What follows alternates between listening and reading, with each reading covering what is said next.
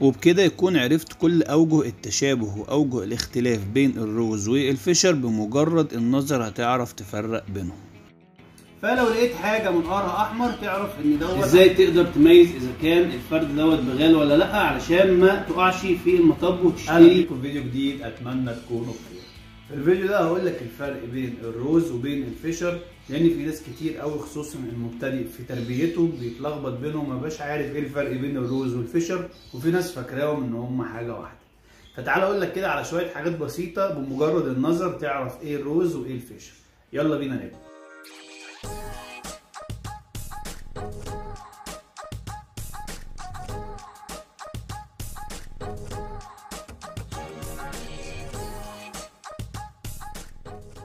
زي ما عرفنا في المقدمة ان في الفيديو ده هنتكلم عن الفرق بين الروز والفيشر، ولكن خلينا قبل ما نقول ايه هي الفروقات اللي تقدر تميز الروز عن الفيشر نقول ايه هي اوجه التشابه اللي بينهم، خصوصا اللي فيه حاجات كتير هما الاتنين بيتشابهوا فيها من حيث عدد البيض او متوسط عدد البيض، مدة الحضن، سن التزاوج. كل الحاجات دي في اوجه تشابه كبيرة بينهم وبين بعض. فتعالى كده ناخد واحده واحده الحاجات دي. الشكل الكبير اللي بين الروز والفيشر خلى كتير من المبتدئين في تربيه طيور الزينه يتلخبط بين الاثنين، وممكن يقول على الروز فيشر او على الفيشر روز، وبنشوف دوت كتير في التعليقات. وهم فعلا متشابهين مع بعض جدا، في شويه فروقات طبعا هقول لك عليهم في الفيديو دوت، ولكن زي ما قلنا هنبتدي بالحاجات المتشابهه. اول حاجه شكل القفص او حجم القفص تقريبا هما الاثنين واحد، شكل العش برضو واحد للروز وللفيشر. سن التزاوج عند الاثنين من 10 شهور نقدر نجوز الروز او الفيشر، ولكن طبعا زي ما بنقول في كل فيديو بنتكلم عن الروز او الفيشر بيفضل ان انت تزوجهم عند سن سنة عشان يكون نضج العصفور اكتمل، ولكن هما الاثنين من 10 شهور بيكونوا قادرين على التزاوج. متوسط عدد البيض عند النوعين برضو من 4 ل 6 بيضات، وده بيرجع لصحة الأنثى ولاهتمامك انت بالتغذية والفيتامينات. مدة حضن البيض من 18 يوم ل 24 يوم برضو للروز والفيشر. الفطام للزغاليل من 35 ل 40 يوم للروز وللفيشر برضو.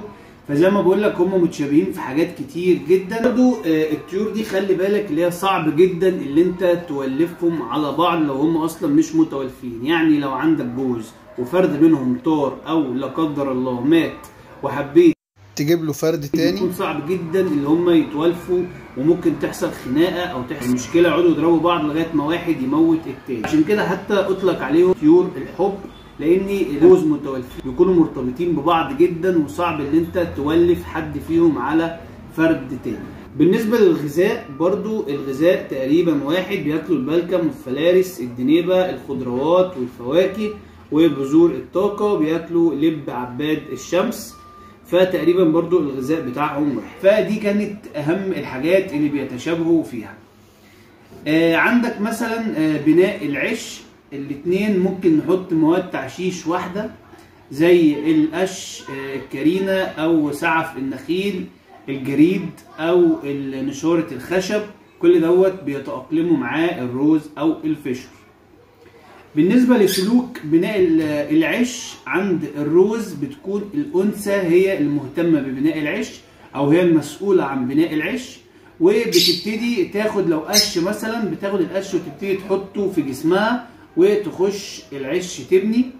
عند الفيشر بيكون الذكر بيساعد الانثى في بناء العش على عكس الروز، ولكن ما عندهمش حته ان الانثى تاخد القش وتحطه في جسمها، لا بياخد القش ببقه ويخش يبني العش على طول. اول حاجه زي ما احنا شايفين بنلاقي الفيشر حجمه اصغر من الروز، بيكون الفيشر حجمه اصغر شويه ويكون الروز حجمه اكبر.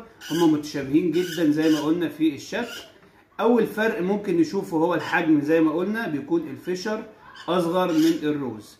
الفرق الثاني واللي سهل جدا تشوفه او تلاحظه من غير ما تمسك العصفور بمجرد النظر ليه، هو ان بتلاقي عين الفيشر عنده جفن ابيض على عكس الروز ما بيبقاش عنده الجفن دوت.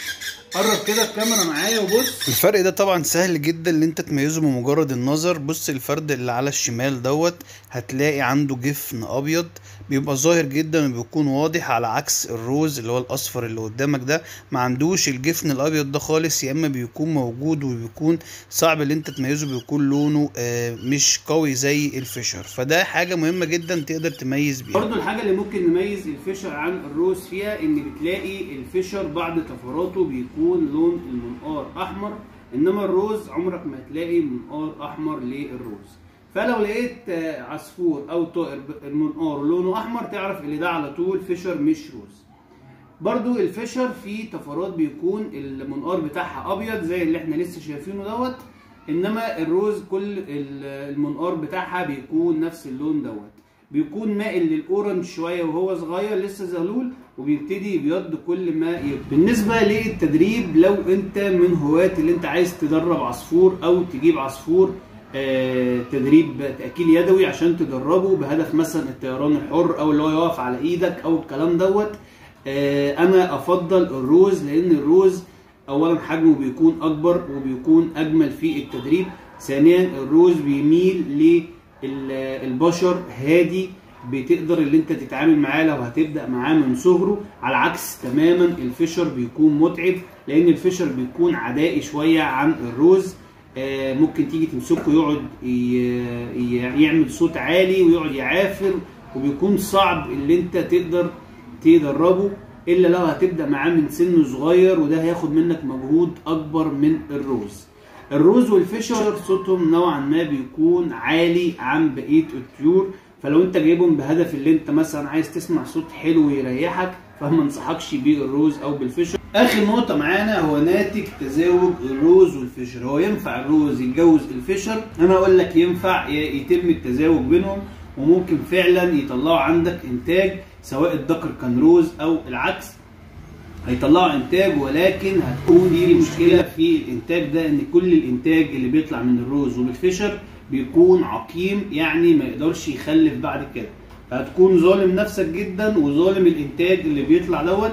وبالنسبه للانتاج بيبقى اسمه بغال، والبغال يعني طائر عقيم ما بيخلفش، وعملنا فيديو بالبغال دوت وازاي نقدر نميزه لو احنا رايحين نشتري روز او فيشر، ازاي تقدر تميز اذا كان الفرد دوت بغال ولا لا، علشان ما تقعش في المطب وتشتري فرد يكون ناتج تزاوج روز وفيشر ويفضل عندك ما ينتجش ابدا.